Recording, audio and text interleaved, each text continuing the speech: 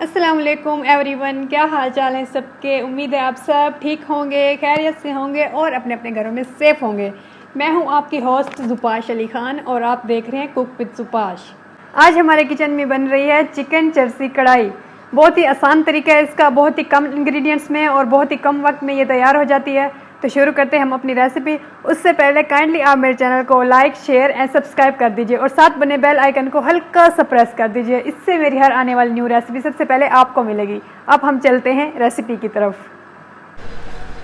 Chicken لیے میں نے 1 کلو، ٹماٹر لیے میں نے ½ کلو جس کو میں نے درمیان سے ایسے کاٹ لیے، ہری مرچیں لیے میں نے 5 سے 6 عدد، کالی مرچ کا پاؤڈر لیے میں نے 2 کھانے کے چمچ، لہسن کا پیسٹ لیے میں نے 1 کھانے کا چمچ، ادرک کا پیسٹ لیے میں نے 1 کھانے کا چمچ، نمک لیے میں نے 1 چائے کا چمچ۔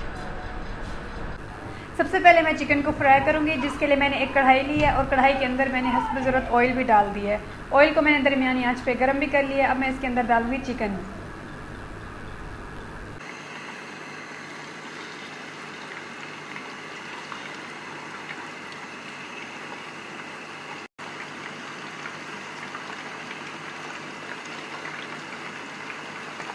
چکن میں نے سارا اس کے اندر ڈال دیا۔ اب میں اس کو 5 منٹ کے لیے درمیانی آنچ پر فرائی کروں گی۔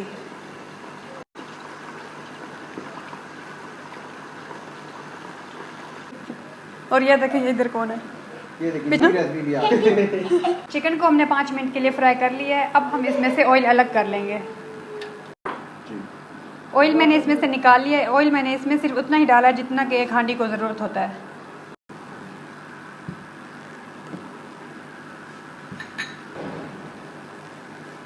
نمک، آئل نکال لیا میں نے اس میں سے۔ اب ہم اس میں ڈال دیں گے نمک،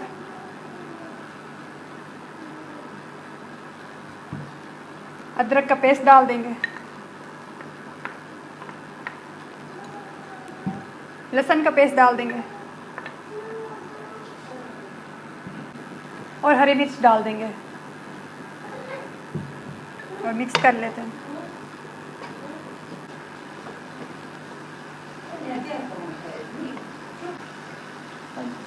دو منٹ تک اب ہم اس کو پکائیں گے۔ اس کے بعد ہم اس میں ٹماٹر ڈال دیں گے۔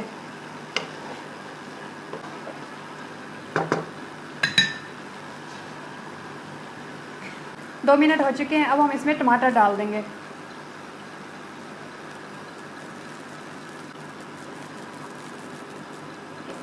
ٹماٹر ہم نے اس طرح سے رکھنے ہیں۔ ½ گلاس اب میں اس میں پانی کا ڈال دوں گی۔ اب اسے کور کر کے ہم درمیانی آنچ پر 5 منٹ کے لیے رکھ دیں گے۔ 5 منٹ گزر چکے ہیں۔ اب ہم ان ٹماٹروں کے اوپر سے ان کا چھلکا اتار دیں گے۔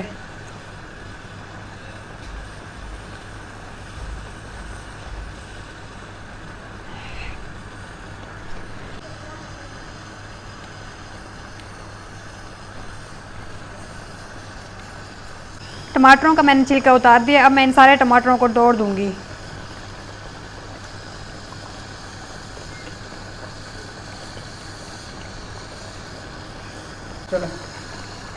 ٹماٹر میں نے سارے اس کے اندر مکس کر لیے ہیں۔ اب میں تیز آنچ پر اس چکن کو 5 منٹ کے لیے بھون لوں گی۔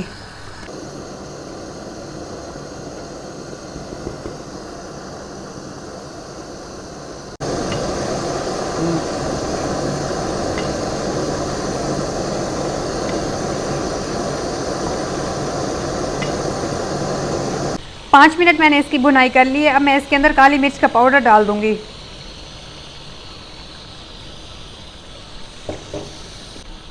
تھوڑی سی میں اس کے اندر ادرک ڈال دوں گی اور 1 منٹ کے لیے پھر اس کو میں پکاؤں گی۔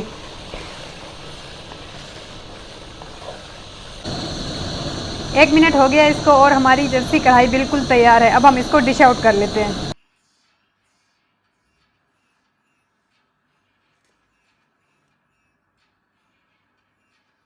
سو فرینڈز، ہماری چکن چرسی کڑھائی ریڈی ہو چکی ہے، بہت مزے کی بنی ہے۔ آپ اسے گھر میں ضرور ٹرائی کیجیے گا اور مجھے کمنٹس میں بھی بتائیے گا کہ کیسی بنی ہے۔ ملتی ہوں میں اب آپ سے نیکسٹ ریسیپی میں، تب تک کے لیے آپ مجھے اجازت دیجیے۔ اپنے گھر والوں کا خیال رکھیے اور مجھے دعاؤں میں بھی یاد رکھیے۔ اللہ حافظ۔